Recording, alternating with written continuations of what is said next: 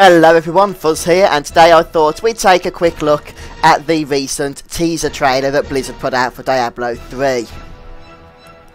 I will put a link in the video description to the teaser, and if you haven't yet watched it, I highly recommend you do so before watching this video, since that would at least make the most sense to me.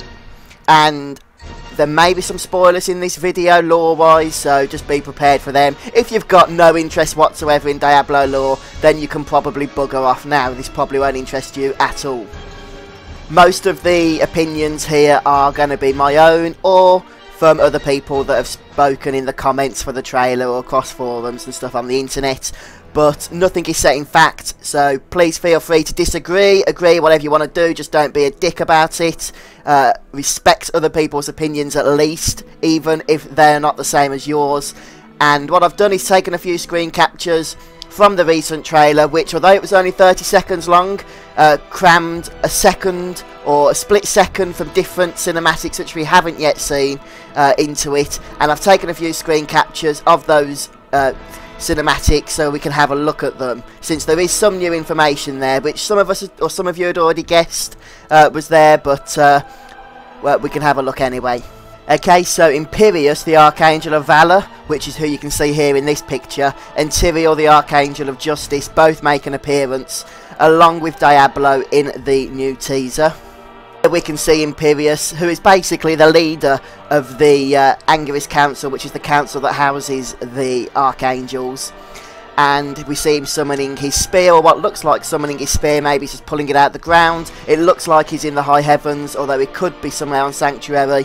You really can't tell from the short amount of time that we see. We can definitely distinguish Imperius by the round diadem crown thing over his head and his red wings, and of course his spear.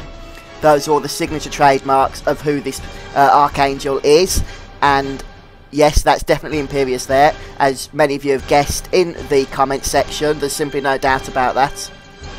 And in this shot here we have Imperius again. We can't quite see the circlet thing around top of his head, but you can always tell by his red wings. I'm not exactly sure what's going on here. It could be the scene between him and the other Archangel where they're fighting, which we'll get to in just a moment. But it could also be a number of other things. Either way, it's definitely, once again, Imperius.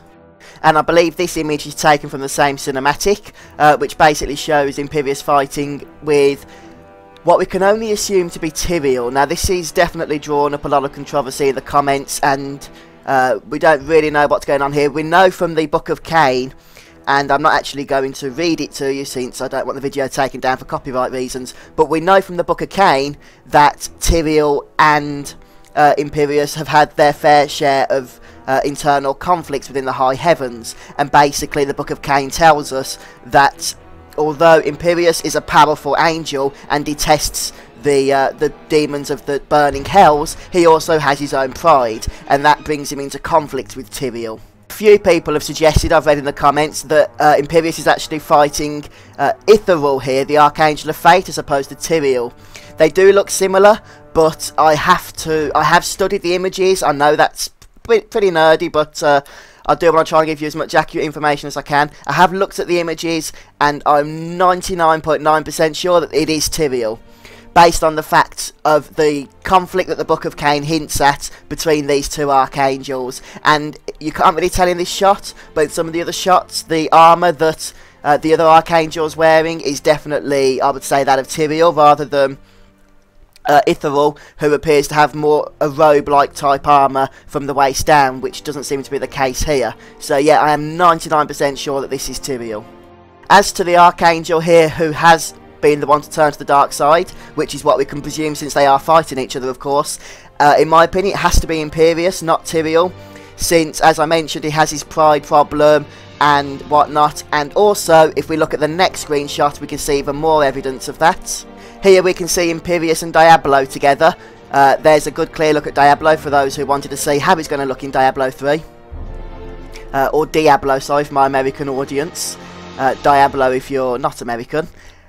Now, a lot of people have suggested that they're fighting each other here, that it's Diablo versus Imperius, but I think it's really quite clear that they're actually working together here, not fighting. They're both facing forwards, they're not facing each other, and if you actually watch the very, very quick clip, and it is only a really quick clip in the trailer, Diablo definitely is lunging forward, away from Imperius. So yes, in my opinion, and I'm fairly confident I'm right here, they are working together, not against each other. So that's really why I believe that Imperius is the one who's turned to the Burning Hells rather than Tyrael. And this is why, and this is pure conjecture, in my opinion, Act 3 and Act 4 are going to be against Diablo and Imperius. So either at the end of Act 4, which is the final act of the game, we're going to take both of them down together as the final boss. Or what's more likely is we fight one at the end of Act 3, probably Imperius, and the other at the end of Act 4. It could be the other way around. I mean, maybe it's some sort of twist that you fight Diablo at the end of Act 3, then find out that Imperius has turned evil and he becomes the final boss of the game. That's certainly possible as well. Now, I haven't found any reference of Tyrael using a two-handed sword. I could be wrong on that, but he usually carries his scroll around, so that's just more evidence as far as I'm concerned that this here is Tyrael, and I presume this is from the same cinematic where he is fighting Imperius. So yes, I'm definitely convinced about that. A lot of people have been saying that they think Tyrael's going to turn bad, but I think that's really based on the evidence of that they think that Imperius is the one fighting Diablo, and I have to disagree with them. I think Tyrael will not turn bad at all throughout the entire Diablo 3. He will remain the hero, the non-playable hero, and that Imperius and Diablo are going to be the main antagonists of the game. Also, some people have suggested that the Fallen Star, yeah, look, we've just put up this cinematic here. This is the opening cinematic, of course. The Fallen Star, from the beginning, is Imperius, based on the fact that he has red wings, and it looks like the star is red, as we can see here, and also in the opening cinematic. The pit that Leah looks down when Deckard Cain goes into the depths of the cathedral is also on fire and red like Imperius and his wings, which is why a lot of people have been saying it is Imperius who's crashed. But if you remember from the beta, the Fallen Star, when we go there as the player, is actually blue. Here's a picture of my barbarian from the beta, and we can see the crater that the star crashed into is blue, which definitely lends credence to the fact that the Fallen Star was Tyrael, not Imperius. Now that the fire's cooled down, we can see that. Another alternative, and it's not necessarily one I'm going to buy, but it is out there, is that both Imperius and Tyrael crashed down together. Perhaps when they were having their fight, they crashed, which left the crater. That's possible. I'm not going to rule it out, but my personal opinion is that it is just Tyrael that has crashed and left that crater through the cathedral. Okay, well that was just a few thoughts for you. Sorry if I spoke a little bit too quickly, but I did want to get as much as I could in within 10 minutes, which I think we've done. So please sound off in the comments where you disagree. What have I missed? Where am I wrong? Where am I right? Thank you very much for joining me. I've been Fuzzfinger, and I'll see you next time.